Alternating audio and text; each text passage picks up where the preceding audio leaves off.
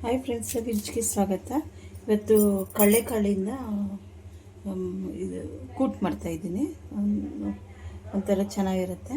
ಅದಕ್ಕೆ ಒಂದು ಟೊಮೆಟೊ ತೊಗೊಂಡಿದ್ದೀನಿ, ಸ್ವಲ್ಪ ಕೊತ್ತಂಬರಿ, ಸ್ವಲ್ಪ ತೆಂಗಿನಕಾಯಿ, ಒಂದು ಅರ್ಧ ಇಂಚು ಶುಂಠಿ, ಒಂದು 20 ಬೆಳ್ಳುಳ್ಳಿ, ಒಂದು ಗಡ್ಡೆ ಬೆಳ್ಳುಳ್ಳಿ, ಗಸಗಸೆ, ಒಂದು ಈರುಳ್ಳಿ, ಇಷ್ಟು ಮಿಕ್ಸಿಗೆ ಹಾಕೋಣ. ಆಮೇಲೆ ಧನಿಯಾ ಪುಡಿ, ಅಚ್ಕಾರದ ಪುಡಿ ಹಾಕಬೇಕು. ಆಮೇಲೆ 1 ಟೇಬಲ್ ಸ್ಪೂನ್ ಅಚ್ಕಾರದ ಪುಡಿ ಇದರಲ್ಲಿ ಹಾಕಿ, ಧನಿಯಾ ಪುಡಿ 1 ಟೇಬಲ್ ಸ್ಪೂನು ಹಾಕಿ ನುಣ್ಣಗೆ ರುಬ್ಕೊಂಬರೋಣ. ಸ್ವಲ್ಪ ನೀರು ಹಾಕ್ತಾಯಿದ್ದೀನಿ. ಎಣ್ಣೆ ಹಾಕ್ತಾಯಿದ್ದೀನಿ, 1-2 ಟೇಬಲ್ ಸ್ಪೂನು. 1 ಇಂಚು ಚಕ್ಕೆ, 3 ಲವಂಗ ಹಾಕ್ತಾಯಿದ್ದೀನಿ. 1 ಈರುಳ್ಳಿ ಕಟ್ ಮಾಡಿ ಹಾಕ್ತಾಯಿದ್ದೀನಿ.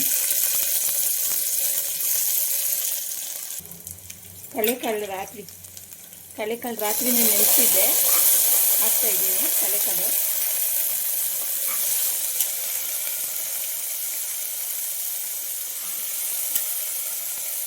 ತುಂಬ ಚೆನ್ನಾಗಿರುತ್ತೆ ಚಪಾತಿ ಅನ್ನದ ಜೊತೆಗೆ. ಅನ್ನ ಒಂದು ಆಲೂಗಡ್ಡೆ ಹಾಕ್ತಾಯಿದ್ದೀನಿ ದೊಡ್ಡದು. ಈಗ ಮಸಾಲೆ ಹಾಕ್ತಾಯಿದ್ದೀನಿ,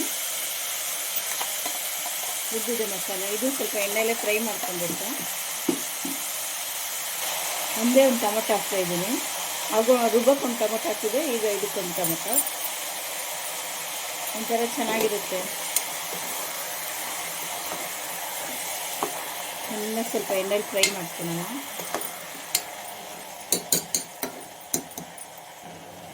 ರುಚಿಗೆ ತಕ್ಕಷ್ಟು ಉಪ್ಪು ನೋಡಿ, ನೀರು ಹಾಕ್ತಾಯಿದ್ದೀನಿ.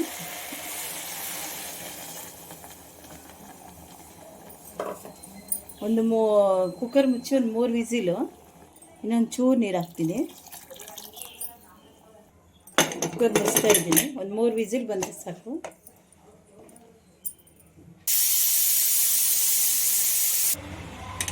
ನೋಡಿ, ಸ್ಟೀಮ್ ಹೋಗಿದೆ, ರೆಡಿಯಾಗಿದೆ.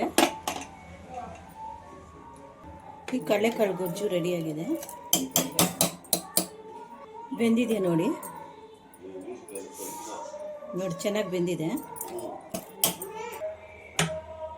ನೋಡಿ. ಕಡಲೆಕಾಳು ಗೊಜ್ಜು ರೆಡಿಯಾಗಿದೆ. ನೀವು ಇದನ್ನೇ ಸ್ವಲ್ಪ ನೀರು ಹಾಕ್ಕೊಂಡ್ರೆ ಕಡಲೆಕಾಳು ಸಾರು ಥರನೂ ಆಗುತ್ತೆ. ಚಪಾತಿ ಜೊತೆಗೆ, ಅನ್ನದ ಜೊತೆಗೆ ತುಂಬ ರುಚಿಯಾಗಿರುತ್ತೆ. ಲೈಕ್ ಮಾಡಿ, ಶೇರ್ ಮಾಡಿ, ಸಬ್ಸ್ಕ್ರೈಬ್ ಮಾಡಿ.